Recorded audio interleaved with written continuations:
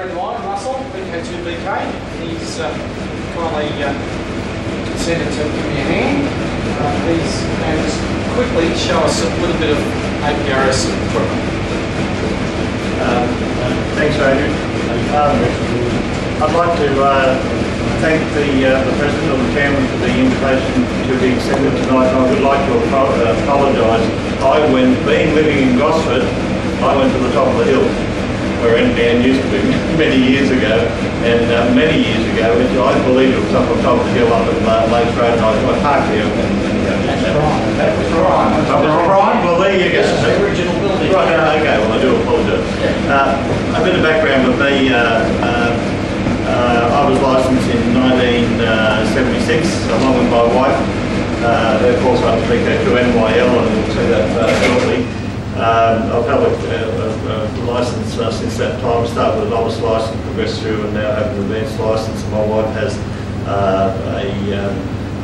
the extended licence, whatever it may be now, for anyhow, that's beside the point. Tonight what we'd like to do is that Adrian has a presentation, and his presentation is on the screen, but I'd just like to talk about generally about APRS. APRS is a system that was developed probably 20 or 30 years ago. All the information will be there. It's a reporting system that also allows data to be transmitted. You must have you must have the intermediate license, what's the secondary called that? Sorry, must have a standard license to be able to transmit a packet and or an advanced license. At the end of the day, a lot of people think it's all about transmitting location, and sure, that's fair to say, but that's what it's all about. As far as maybe I'm concerned, but data is the main thing. Now, about 5 or 6 years ago, I ran into Michael, who's up there, and g'day Michael, I haven't seen you for quite a while, and it's good to see you again. I ran into Michael at the down at West Lakes, and he was talking about running around with APRS, and I thought I'm a bit interested in that. At the time my wife was travelling a lot of distances late at night, and I thought, well, it might be something that we can look at. So it's gone on from there. Presently, what happens is there are 2 iGate systems, or 2 systems that gate to the internet. How it works is very, very simple. You have a transmitter in your vehicle which works on VHF. The transmitter takes signals from a GPS from the satellite. That signal is then, in layman's terms, taken to data into the transceiver. The transceiver then transmits the signal out. The information that is also from the satellite, but also can be from the local area of your motor vehicle. That signal is then transmitted out a simplex to a repeater. The repeater then transmits it on, and eventually it goes to an iGate. And an iGate is a system where the signal is taken from the air and taken into a computer and taken to ground. At the moment, there are 2 iGates in the area here. Michael runs one on the southern end of the coast down here, and the one that I'm running is down at Wyong.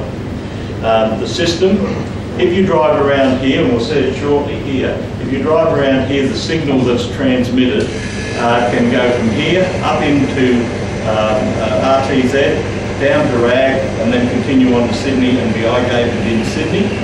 During the course of the weekend, both Michael and I, because of some strange reason, were both off there for a short time, and the signals down here were still being transmitted, because basically RTZ sits up there, and if you can see it, it's like 2 metres, well it is 2 metres, it's the same sort of thing. Most of this, there's 2 ways that you can do it. You can have a TNC in your motor vehicle and combine it with a transceiver, a VHF transceiver, or you can have a standalone system that you buy the unit and place in your car. Now I've got to say that you can it's also run on HF on 10 meg, 10.147.6. That's run at 300 baud, and the VHF is run at 1200 baud.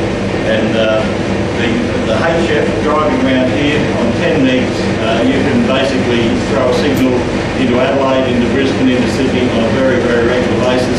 I've actually thrown signals into Europe. And all they do is go into into the system, and then a iGate into the internet. And once it goes onto the internet, you can bring up programs that allow you to show where the vehicle is actually tracking along.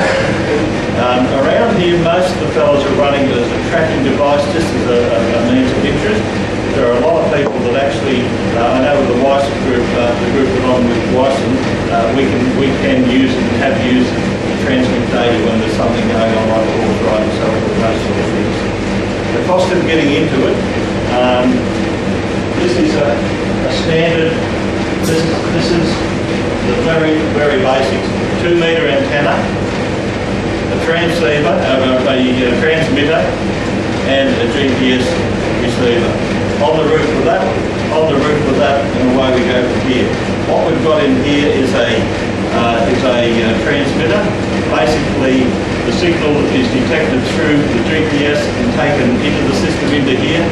It's taken into, it's decoded and then goes to an exciter stage. The exciter stage is probably 300, 500 milliwatts, then goes into a PA section, and that PA section runs it up to about 8 to 10 watts, depending what you want to do. The power's up to you. You only need 10 watts. And then it goes up into the antenna and away you go. Now, I went to Melbourne the other day, I threw it in the car, and it wasn't a mess like that, but at the end of the day, within 3 minutes of getting off the plane, there it was. Cost of that, around about $200, pretty expensive. You can build them yourself. The first TNC that I had was built by Michael, and thank you, Michael. It's still going with Jubilee, and that's probably a long time ago. A bit of expert craftsmanship there. And what it is a separate TNC, and what we do is take the signal from the TNC into the transceiver, into any 2 metre transceiver, and simply impose the signal and away you go from there. There are other ways that you can run with it. This is what we call the Yaesu VX8G. This transceiver here, which is a multi-mode, well, it's a dual mode transceiver, 2 metres and 70 centimetres. What it has in here, it has a TNC built into it, and also a GPS receiver, which is on the top here, which enables it to do everything that does, except that I've got it in my pocket. And I can walk around town, and basically that's enough to hear to excite into a signal on top of the hill here, and to take it to the ground from there into the iGate. So these are pretty popular. Limited in your car because you're obviously surrounded by everything in the car. Affects the GPS and affects this also. But for a couple of $100, well, for quite a few $100, you can buy one of these things. It's like every other 2 metre transceiver or multi-mode. You know, $300 or $400 will probably buy one of those, and no one won't tell them they carry anything about it.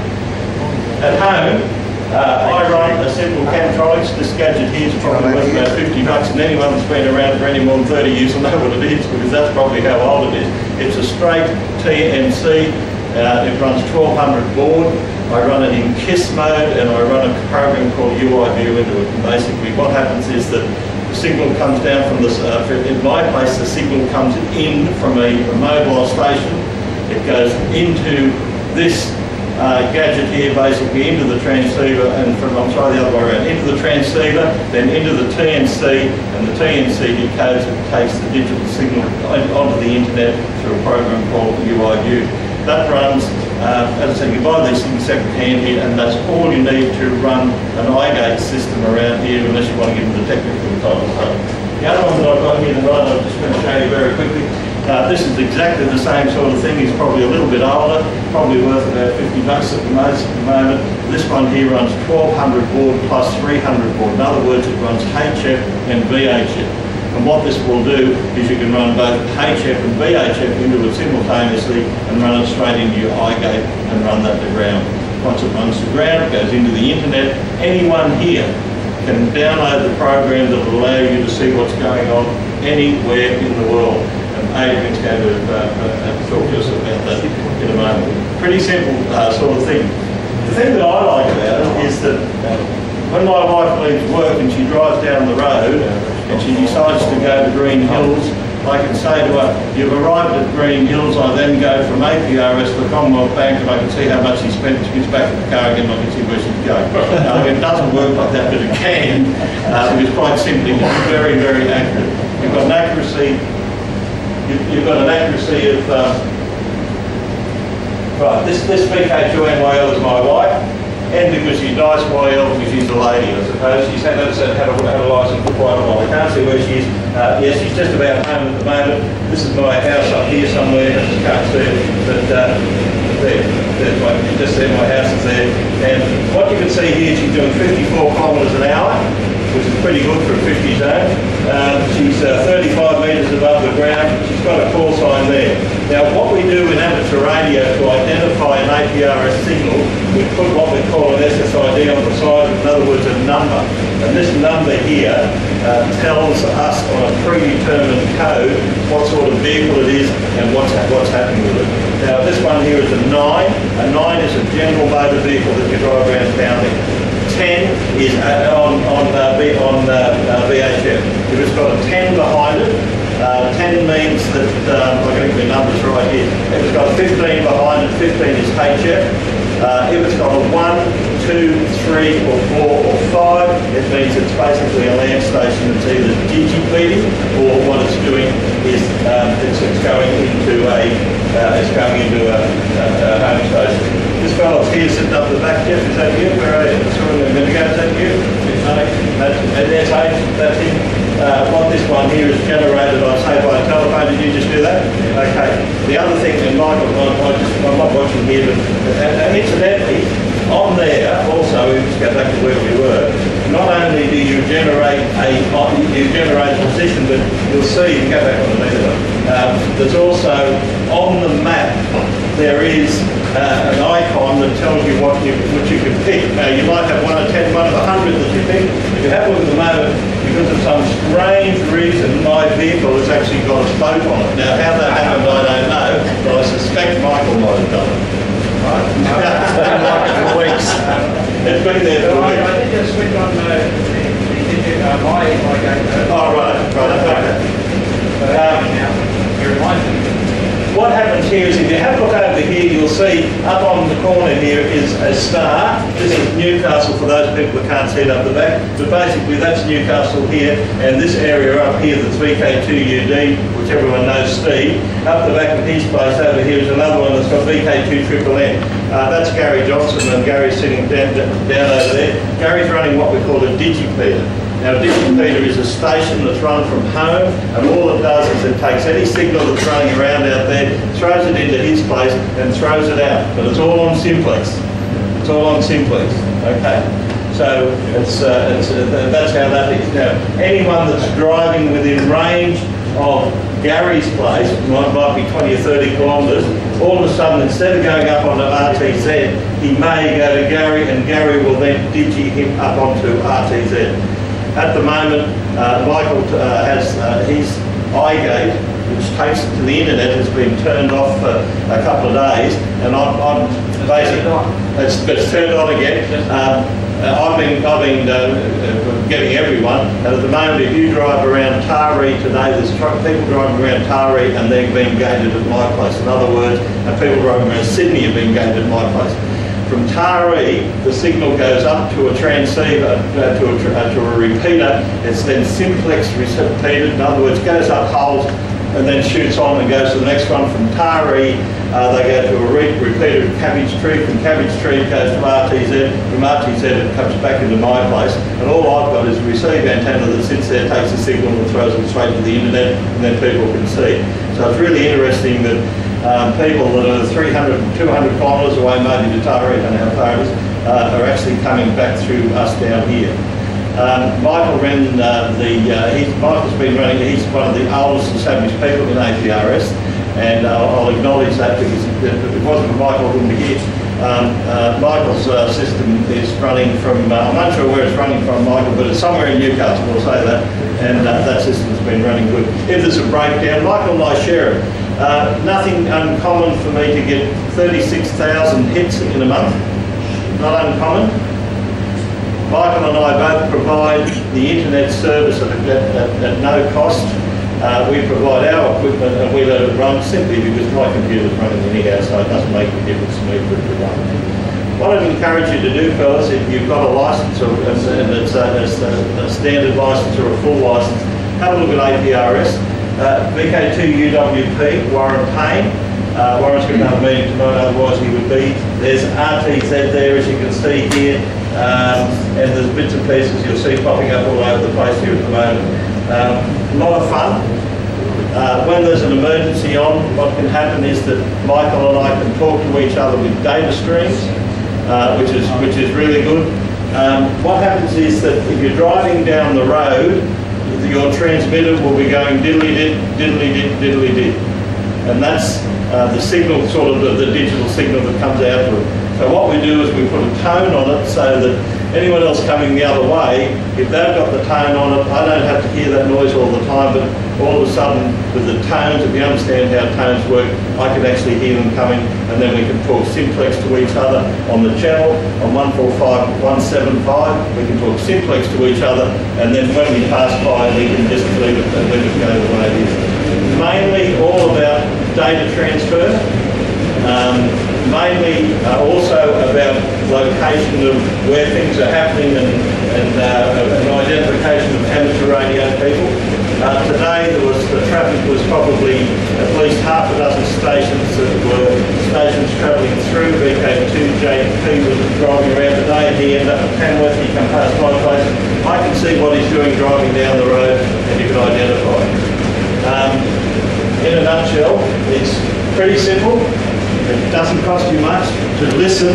All you have to do to listen is to go on 145, 175, take the audio to your computer through your sound card, pick up on UI View or APR, or you can go to APRS.fi, which will come up here in a moment, and you can see what's going here. The only problem with it is, if I'm talking to somebody or doing data, everyone's there. Okay? If you wish to build the transceivers yourself, and Adrian will probably talk about that in a moment. He's built quite a few of them, and there's quite a few different ones that are around. Some of the bigger names is a company called Bionics in America. I'm pretty happy to have their equipment. Icon and Yaesu are involved. Now D-Star can run the system on APRS also. I think I've got a camera covered without taking all your thunder away. I do apologise sincerely for being late. As I said, I went to Prime. Yeah, I went to Prime, and I thought, this is not a real big group. Yeah, so I'll hand over to Adrian. If you've got any questions, I'm not happy to answer, but look, I look around here, and I know half the people here, and there's a few people that know more about it than me, so I'll be careful what I say. Thanks, Adrian. Thank you. Thank you, Russell. Okay, let's sort of brief rundown on the hardware side of it. APRS, what is it?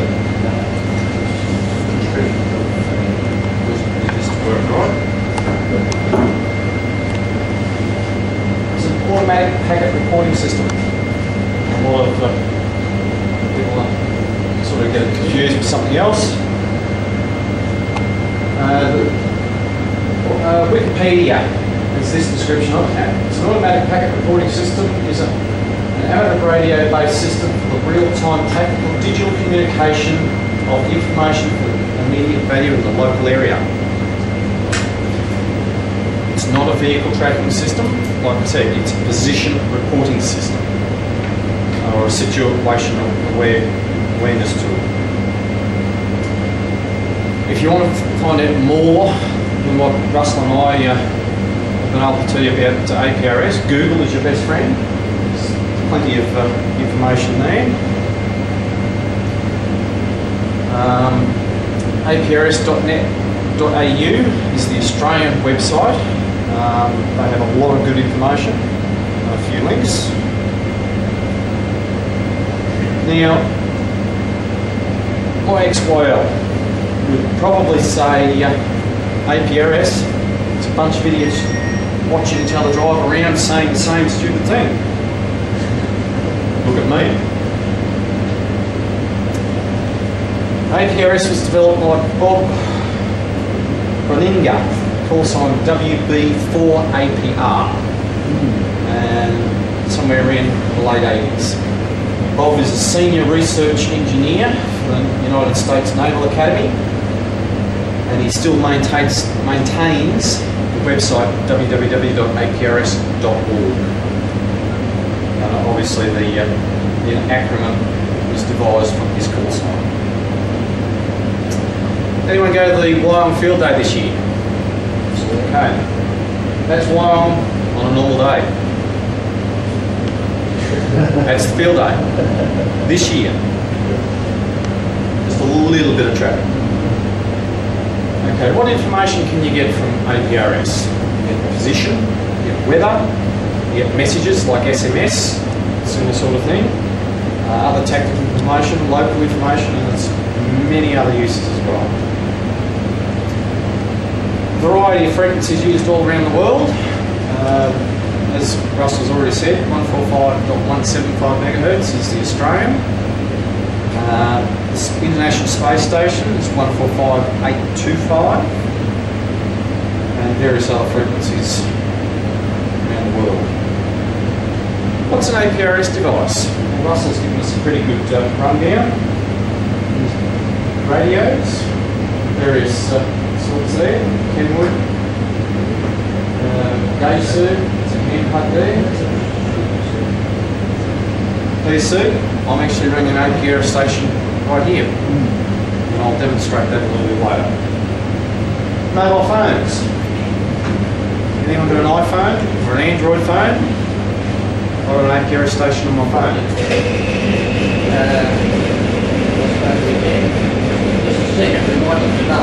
Yeah, that's fine.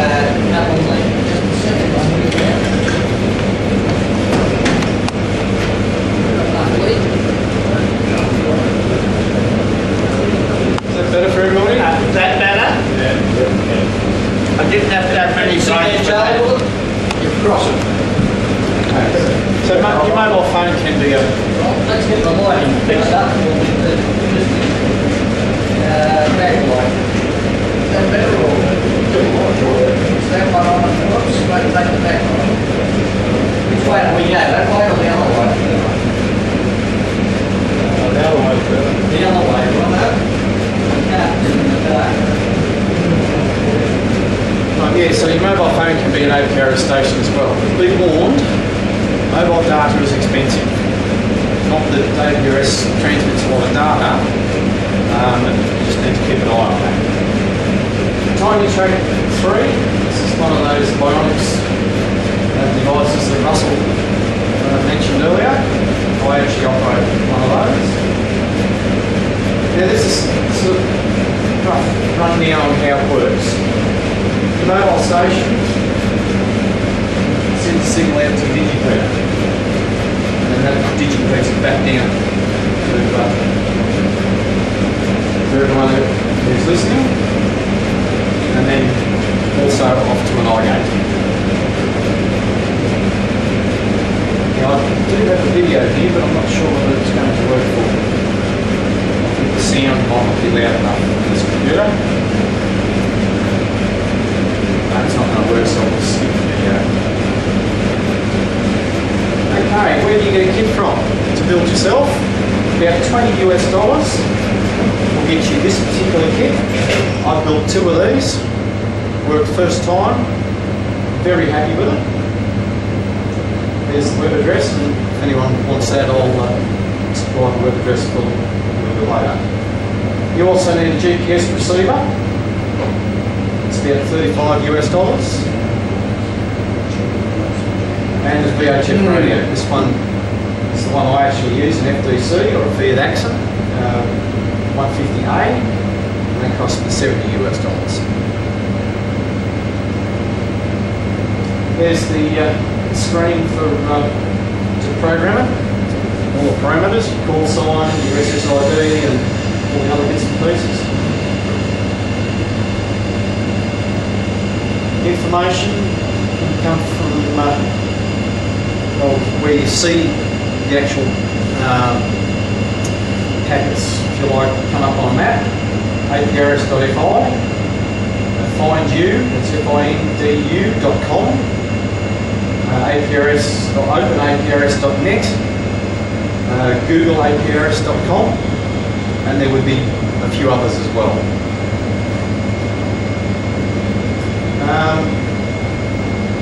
computer programs, which you've already seen a screen of one. UI view, as Russell mentioned, is another one.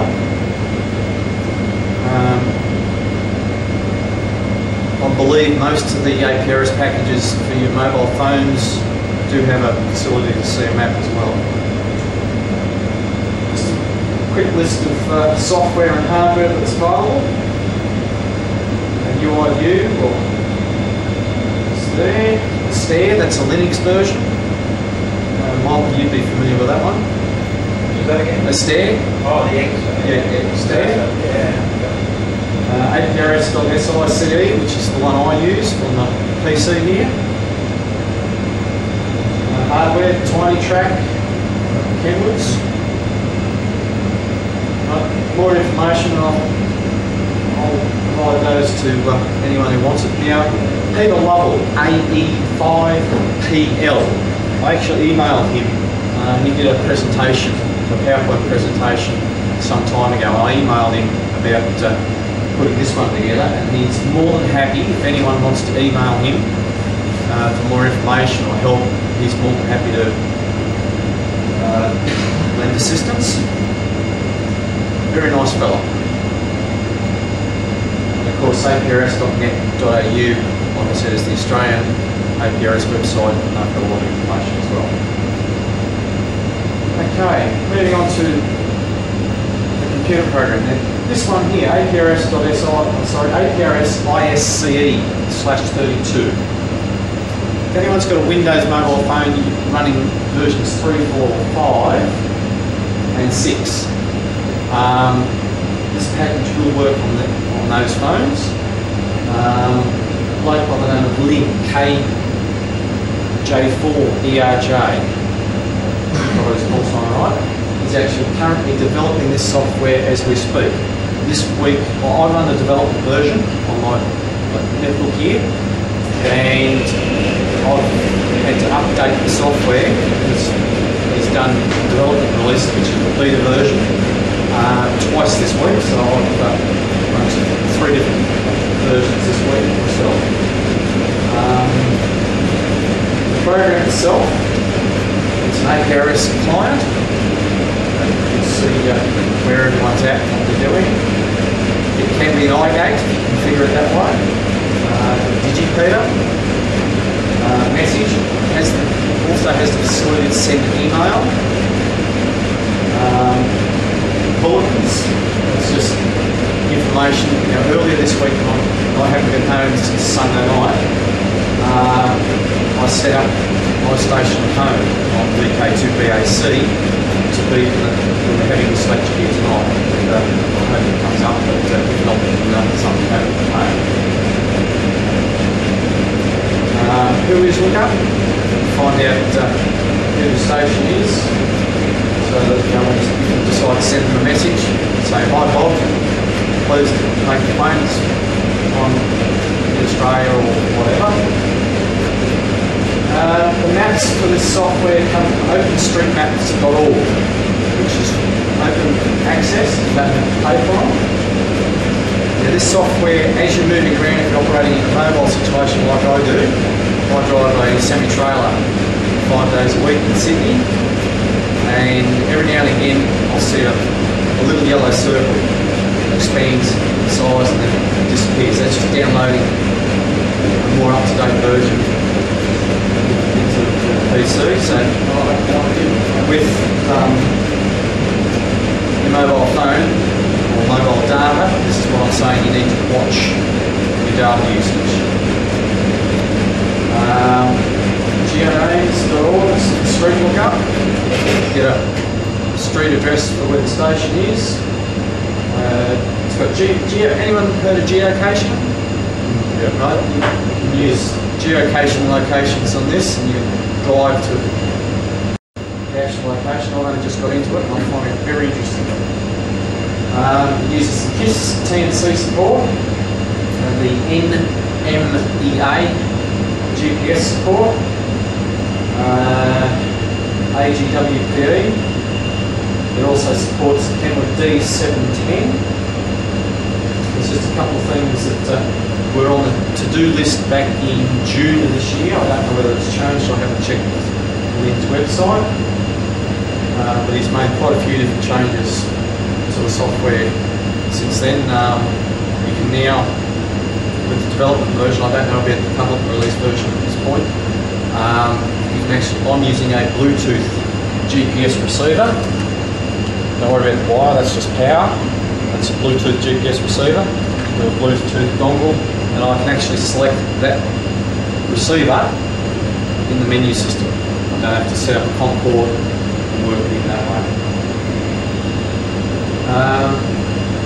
Okay, now what I'll do before the demonstration, are there any questions?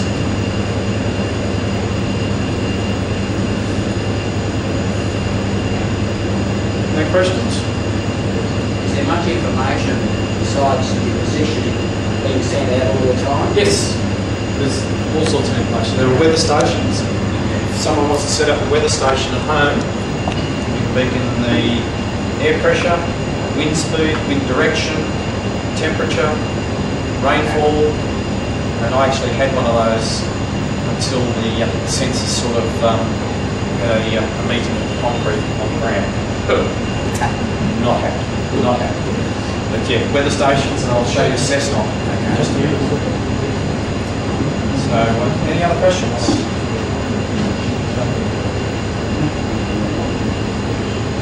No questions? Okay, we'll move on to program. Like I said, I'm running the development version, so the public release may not be the same, and it's very easy if you wanted to run a development version. Keep in mind it is beta, development version. So there could be issues with it from time to time. Russell's decided he wants to fire up his iPhone. Right, now, I said look up address, find out where it is. Let's wait for the server to come back. Now that's not terribly accurate for what we want, but it says he's in Newcastle, New South Wales, Australia, Oceanic, Earth. Anyone know where Earth is? Right? And the who is lookup. Right, there's his name and address, and that's only because he's got his address in QRZ. Okay, it doesn't actually look at the ACMA database. It's only information that the actual amateur has put in there. Right, now I mentioned to you about weather. Let's just pull Cessna in the centre. Right, there's that yellow circle I told you about. Right, now currently it is 17 degrees out of Cessna. The wind is 15 kilometres an hour, gusting from the east to about 20 degrees. And in the last 24 hours they've had no rain. The barometric pressure is 1014.9 millibars. Humidity is at 81%. That's the other thing I forgot to mention with weather stations. And Cessna weather station is 44.7 kilometres from us as the crow flies. And there's just other data. It's a grid square location. That sort of thing. Now, Russell, you still got your iPhone on? Yeah. What would you like me to do? Receive this message. Read it out, please.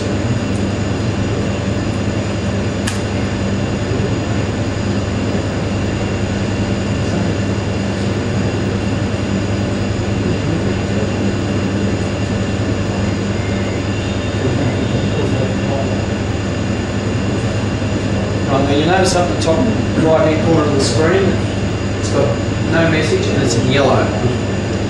This computer is still waiting for Russ's phone to say, yep, I've received it.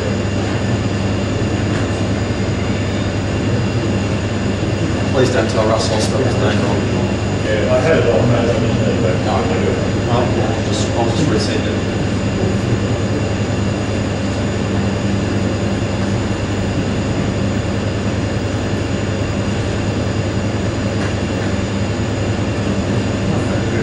Can you send it to ZEN because I'm sure that he was concerned about those cables.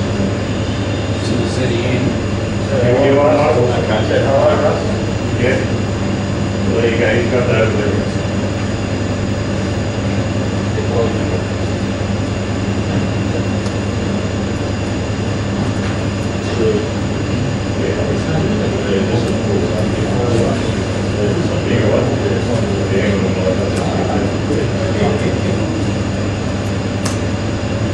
Okay, look, Michael, when that comes through, would you just read it out for me, please? Hey, happy to see you today.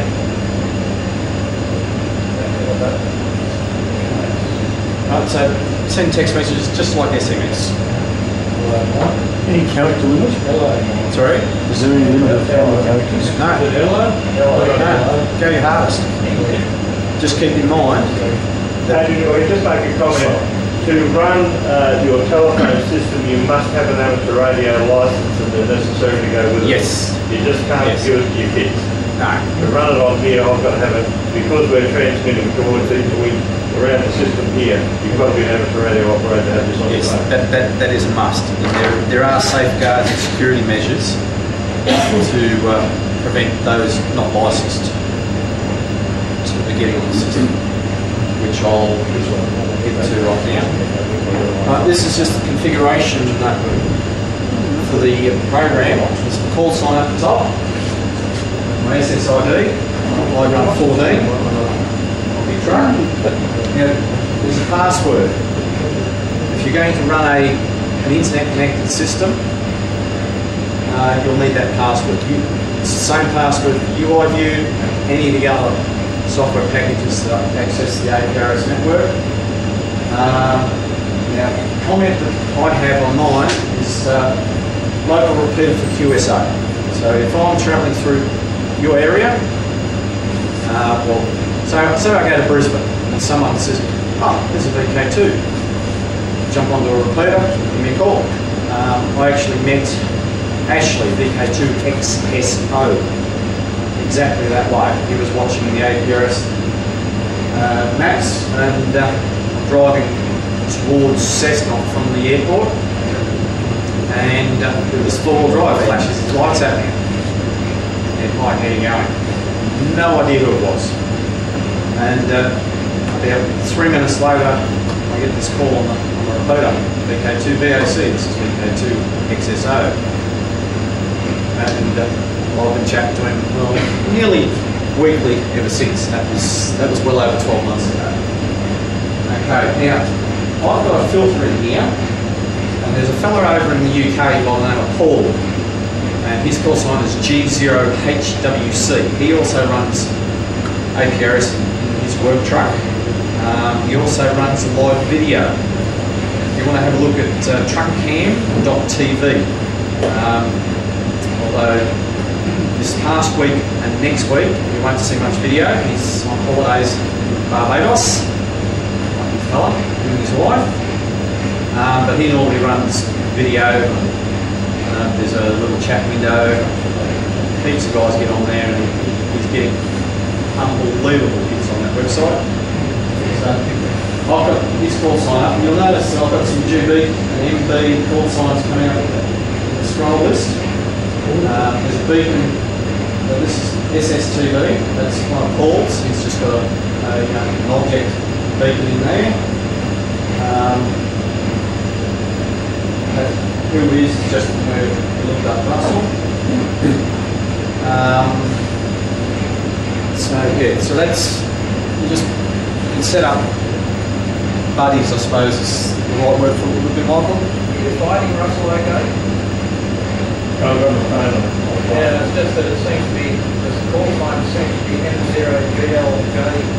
That's his call. That's me. Oh, that's you. That's me. Oh, that's me. Sorry, I should have made that clear.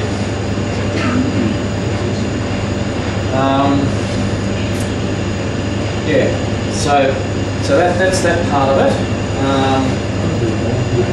Sorry, with the filters on the VX8, there's different items there. It's like mic, E, position, weather, object, item. Do you know what they all stand for and how the filter works exactly? Okay, Mike E, I'm not 100% sure. That's something I need to find out myself. Yeah, because what I want to do is set up just so I receive stations, like local stations. Mike E, I think It's a compressor for format of the data, I understand. All data you can read straight off, but under MIT, the data is compressed, so you can't read what's in the packet. Okay, yep, that makes sense. Object, I'll show you this object that Paul is beaconing.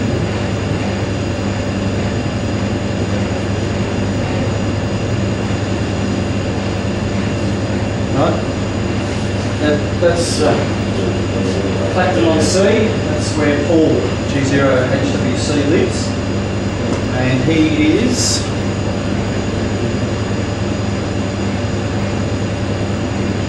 anyone know where London is? Over in the UK. Right, now, if he was at home, I would send him a text message like I did Michael and Russell, and if he's around, he'd send one back. I was actually chatting to him whilst I was waiting to get unloaded the other day. I found out that he wasn't Barbados. His map location come up. Don't know this place, so I zoomed back out. He's a little distance from home. Right, now, for those of you that are not familiar, I don't know whether you can see the United States here. Barbados is just about there. Now what I'm going to do is clear that filter I've got in there.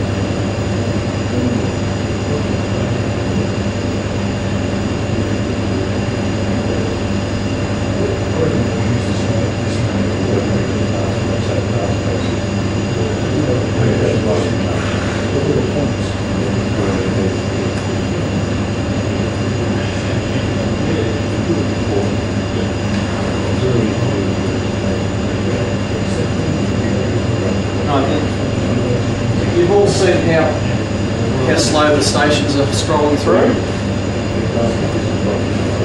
Now watch. I'll just scroll back and show you the world picture.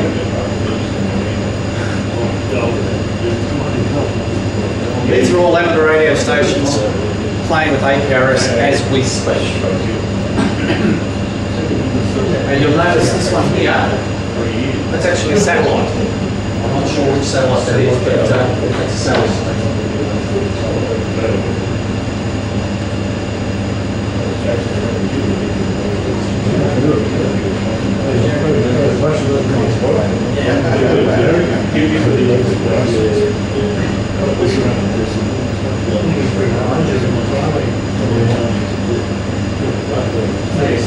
Every time someone beacons,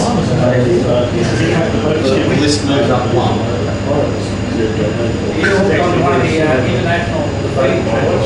Sorry? I put a radius of 40,000 kilometres. Put a radius of 40,000 kilometres.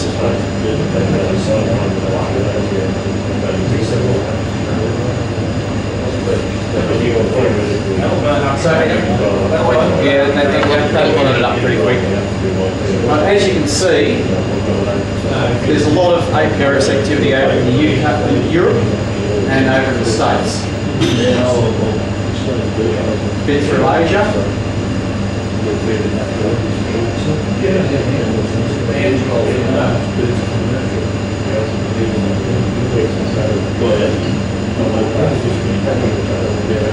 So, you know, there's plenty of people to talk to if you wanted to sit down and message someone.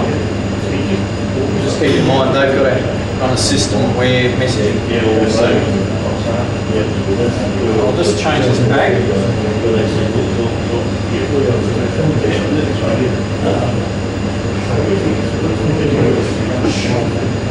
Right now, this little window here, when you make a change to the filter that you're running, the server sends a message back that says you have accepted that or whatever. That's just a message to say the filter definition has been updated. Okay, any questions? Are you running voice alert in the truck? No. a Yaesu FT8900 is what I use for voice.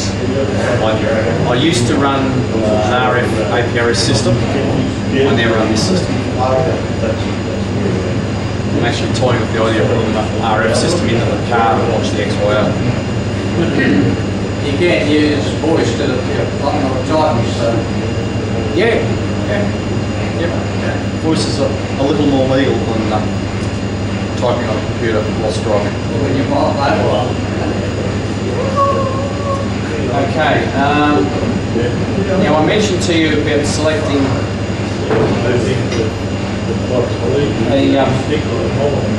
the GPS. Now, here.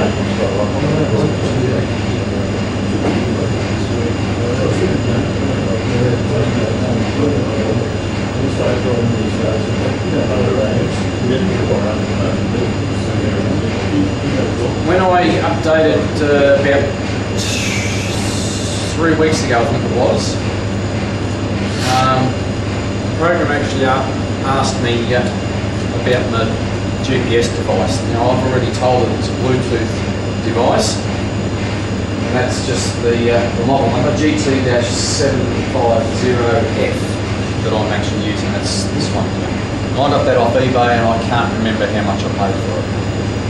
But there's many, just Bluetooth GPS if you wanted to get one off eBay, if you wanted to run a system like this.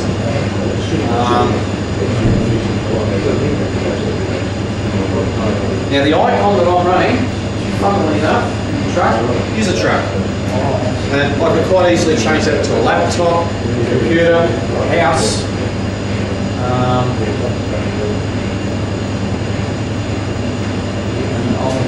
How many icons are there, Michael, you know? There's over 100, I think. There's over 100. Running men, you got up now? Yeah. And then there's just a whole lot of different configurations you can set up for that program. Any questions at this point? Why that map system's growing all the time. That's just very local. So that's growing in the last 5 minutes. You two kids in the back corner, can you boys be quiet? Or we'll put you on detention. Okay, so have we got any converts for APRS who want to give it a go? No?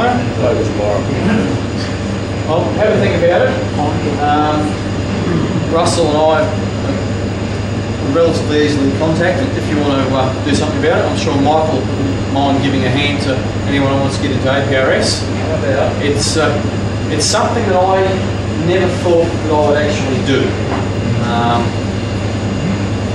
I was actually talking to a bloke named Phil, ZL2TZE,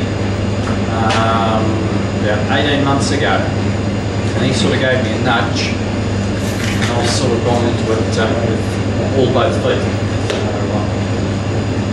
And I'm sure Phil actually runs a tier server over in New Zealand, so that's part of the iGate system. Alright guys, thank you for letting me come along and demonstrate. Russell and I'll be around for a little while. If you've got any questions, want to have a closer look at some stuff. If I could just say a word, it's really interesting because I see one of these in a brand new box sitting here. I just met Jim up the back who I've been tracking him for the last 3 years, and he says, hello, I'm Jim. And that's how it works with amateur radio. I'm even unsure who the president is here, so I do apologise, but thank you for the invitation. Thank you. Thanks for having us, guys. We'll hope to see you on the air very shortly. Thank you, Adrian. It's like a presentation now. You can get up and talk and show things, but hell's bells when you get up and show it like that, it gets you in. I don't know whether I'll ever go down. I like your weather idea. That's interested in that. I reckon I could spend the money and say to the wife, here, that's yours, you can watch it. She likes to know what's going on, and she doesn't, the local stations put the weather on. She's not convinced that's going to be the weather for the day, but if she was getting her own forecast, she would like it. Also,